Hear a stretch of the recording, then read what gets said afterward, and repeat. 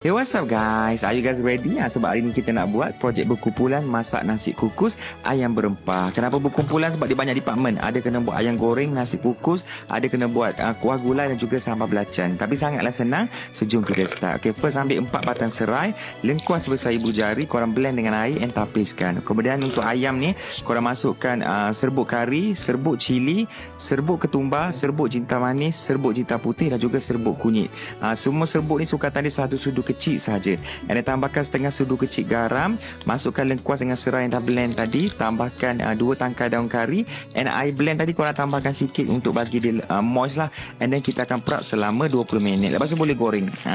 Kita punya serai dengan lengkuas masuk sekali tau. Sebab itu yang akan jadi dia punya cook crab, and ayam pun dah ready masak. Okay, next kita perlukan beras basmati 1121 daripada Pusa Finest Jati Signature. Yang ni beras wajib yang kita pakai every single year sebab dia panjang, tak mudah patah, very fluffy and lembut bila makan. Okey, korang cuci macam biasa, masukkan air macam biasa, and then kita akan kukus selama 20 hingga 25 minit sampai nasi kita fluffy gebu macam ni. Okey, next, korang ambil 1 biji bawang holland, blendkan dengan halis sebesar ibu jari dengan 5 ulas bawang putih.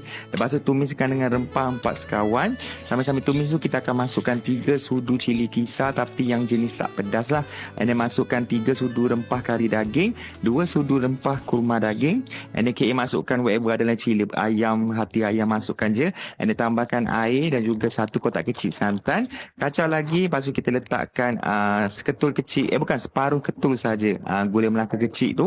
And then tambahkan garam dengan serbuk perasa secukupnya. Lepas tu dah pecah minyak, baru korang tambahkan terung dengan kacang panjang. Okay, lepas tu ambil 2 lada besar, 10 cili padi, belacan sikit yang dah dibakar. Lepas tu korang perahkan 4 biji limau kasturi, tak nak biji kat dalam. And then ambilkan 2 lagi limau kasturi, buang biji dia, blend sekali dengan kulit. And then korang masukkan 2 sudu gula dengan sedikit serbuk perasa dan juga garam lah.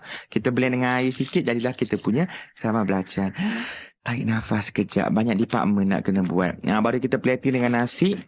Kita punya ayam cook crab, kita punya kuah. Lepas tu letak kita punya sambal belacan yang kick dekat atas tu. And siaplah kita punya nasi kukus ayam berempah. Sangatlah senang. Boleh buat kat rumah dengan family nanti.